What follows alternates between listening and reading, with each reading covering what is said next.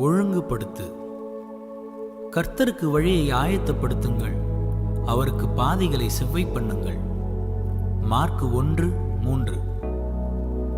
எனக்கென்று உன்னுடைய வழியை ஆயத்தப்படுத்து, எனக்கு பாதைகளை செவ்வை பண்ணுவாயாக. உன்னுடைய வாழ்க்கையில் காணப்படுகின்ற ஒழுங்கினங்கள் உனக்கு மட்டுமே தெரியும். நான் சகலவற்றையும் ஒழுங்கும் கிரமமாய் செய்கிற தேவன் என்பதை நீ அறிந்திருக்கிறாய். ஆகவே நீயும் உன்னை என் ஒழுங்குகளுக்குள் கொண்டு வர வேண்டும்.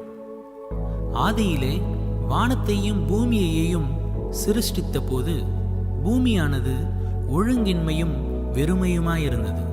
ஆழத்தின் மேல் நான் அசைவாடிக் கொண்டிருந்தேன். வார்த்தையினால் சகலவற்றையும் ஒழுங்குபடுத்தினேன். ஆதாம் ஏவாளை சிருஷ்டித்து ஏதேன் தோட்டத்தில் கொண்டு வந்து விட்டேன். நான் ஆதாமுக்கு கொடுத்த வேலை அந்த தோட்டத்தை பண்படுத்தவும் காக்கவும் வைத்தேன். பண்படுத்துவதென்பது ஏற்ற தாழ்வுகளையும் ஒழுங்கற்றவைகளையும் ஒரே சீரான நிலைக்கு கொண்டு வந்து அதை பண்படுத்தப்பட்ட நிலைமையில் காத்து கொள்வதுமே ஆதாமுக்கு கொடுக்கப்பட்ட வேலை. இன்று ஒரு நாள் நீ உபவாசித்து உன்னையே நீ சோதித்துப்பார்.